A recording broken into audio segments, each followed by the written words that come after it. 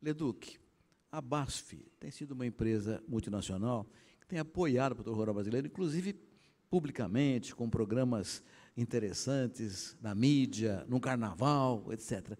Como é que você olha o tema desperdício ou perda na questão dos insumos para o agronegócio brasileiro?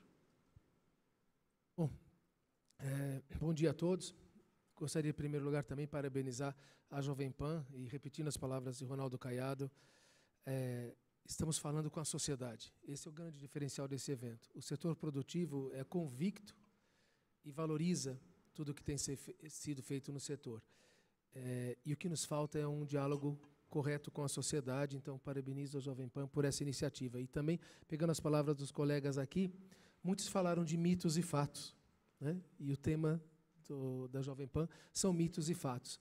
As pessoas acreditam em muitos mitos e nós carecemos, em nosso país, dos dados, dos fatos, para contrapor mitos que, por ideologia ou porque uma visão antiga, né, não foram contrapostos com a realidade de uma agricultura moderna, de uma situação, de uma sociedade urbanizada e mais moderna também.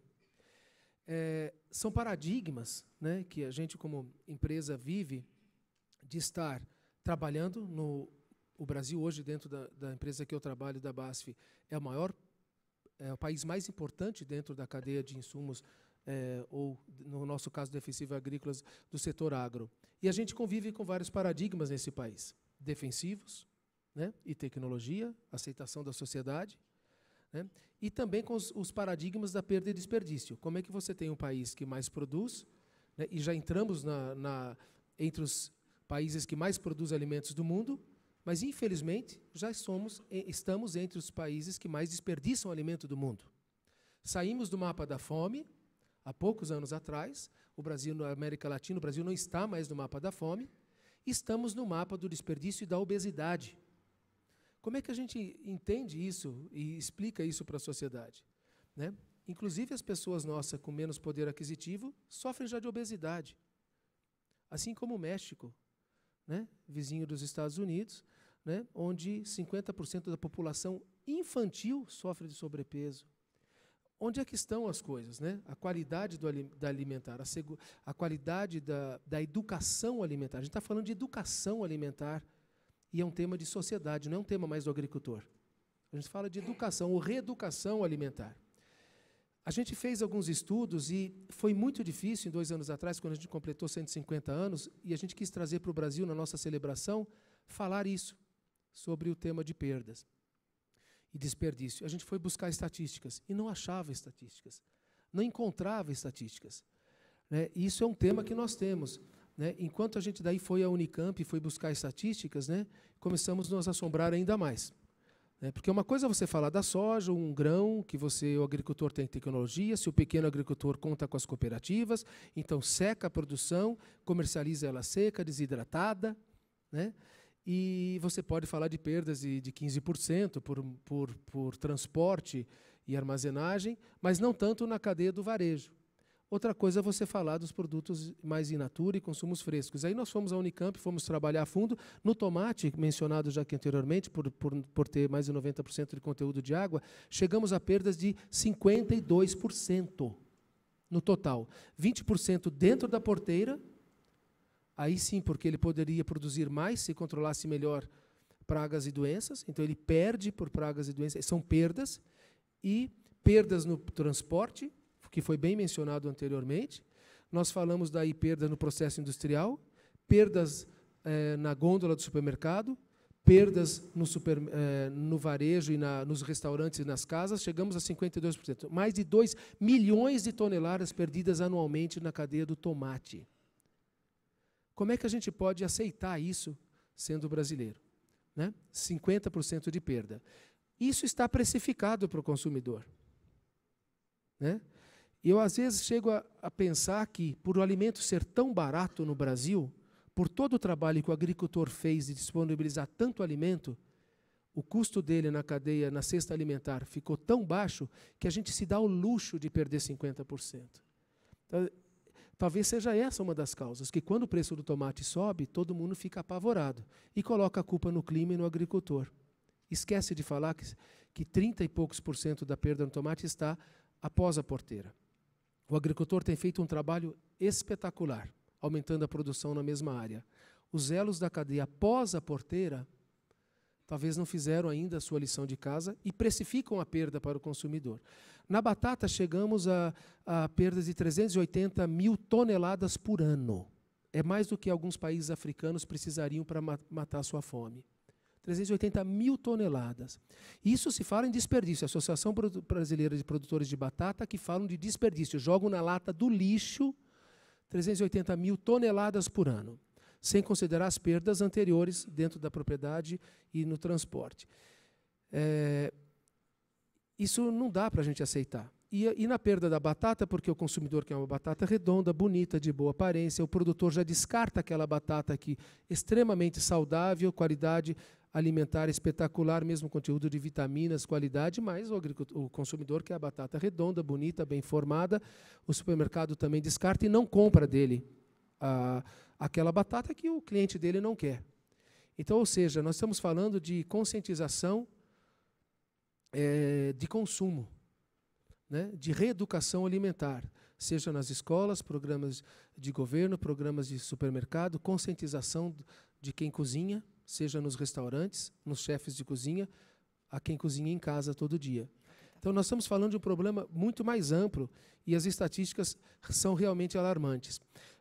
Uma das grandes conclusões que chegamos também é que o agricultor faz um trabalho espetacular, como eu comentei. O problema de armazenagem, câmeras frias, impacto físico pós-colheita, né, o desperdício, falta de consciência. É melhor sobrar do que faltar. Esse é um paradigma que a gente tem que mudar na nossa consciência. Tem que fazer aquilo que é justo, aquilo que precisa. Cobrar por aquilo que o consumidor no restaurante consome, não considerar que 30% do prato vai ser jogado fora. Então, essa questão da nossa cultura brasileira, quando recebe as pessoas, é melhor sobrar do que faltar, a gente tem que rever isso, porque nós não passamos, como foi mencionado aqui, por guerras, né? A gente não passou por falta de alimento até hoje no Brasil. Né? E quando hoje o Marcos Yankee falou, agora domingo, na publicação dele, que se a gente reduzisse as perdas do mundo em 30%, a gente alimentaria 1 bilhão de pessoas, que são mais ou menos o que tem fome no mundo, a gente resolveria o problema. Ou seja, o desafio de alimentar os 9 bilhões de pessoas em 2050, eu sou convicto que a gente atende, produzindo mais na mesma área plantada e reduzindo as perdas e desperdício. A gente vai conseguir alimentar os 9 bilhões de pessoas. Mas aí vem a grande resposta, que eu acredito, a grande solução, que é o que a gente vê nesse evento hoje aqui. Toda a cadeia produtiva, praticamente toda ela representada aqui, e representada aí nas cadeiras. A gente não pode mais tratar esse tema olhando cada elo individualmente. Você entrega um produto na porta da propriedade, o próximo elo tem que ter a sua responsabilidade. O próximo até o consumidor, até o descarte. E, para mim, a grande solução para o problema é esta, é a cocriação. É a corresponsabilidade do setor, da cadeia de valor, e não mais falar setor produtivo, setor de consumo, setor de varejo. É a cadeia de valor que tem que trabalhar junta. Aí a solução passa pela cocriação e a corresponsabilidade. Nós temos a oportunidade de dar uma lição para o mundo. Né? O setor produtivo no Brasil, o setor agrícola no Brasil vem rompendo todas as crises. As nossas crises não são do setor agro não são relacionadas à crise política ou à crise econômica interna. As nossas crises no setor agro têm sido relacionadas a clima. Faltou alimento por causa de clima. Nós estamos dando uma lição para o mundo de um setor que cresceu independente de subsídios, de protecionismo, que foi e fez a lição de casa dentro da porteira. Daqui para frente, eu acredito que a solução passa por isso que a gente está vendo nesse fórum hoje aqui. Cocriação e corresponsabilidade, educação, reeducação alimentar e conscientização. E aí gostaria de encerrar novamente parabenizando, porque enquanto nós falamos dentro do setor, a gente não vai resolver o problema. A mídia, a comunicação correta, desvendando mitos e fatos, é, para mim, o primeiro caminho para a gente realmente dar uma lição para o mundo, não só dentro da porteira, também no fora da porteira. Eduque.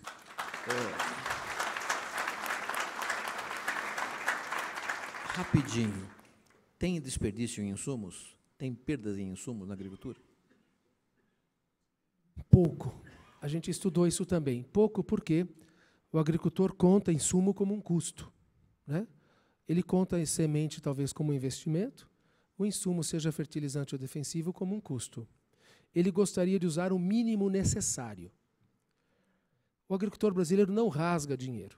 Não compra defensivo porque gosta, não compra adubo porque gosta, né?